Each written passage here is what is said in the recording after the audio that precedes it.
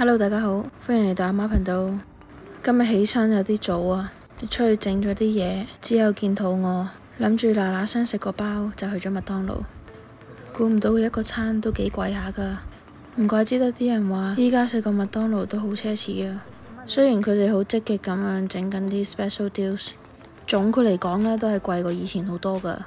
以前可能一個豬柳蛋漢堡個零兩蚊。總括嚟講呢都係貴過之前一兩蚊左右。但係如果你餐餐出去食嘅話，都用多咗好多錢嘅，仲未計住同埋用喎。所以而家啲物價真係好離譜啊！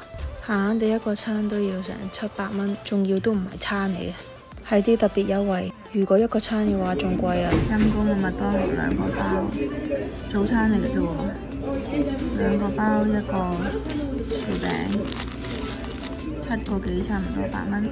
你哋覺得貴唔貴啊？見到啲物價嘭嘭聲升陰公，同我啱啱嚟拉瑞士嗰陣時相比，真係相差好大啊！之前覺得呢度物價都還可以，啲嘢都叫平，之後就越嚟越貴啦。咁你哋又覺得點樣呢？可以喺下面留言。我哋嘅視頻又到呢度，下次再見，拜拜。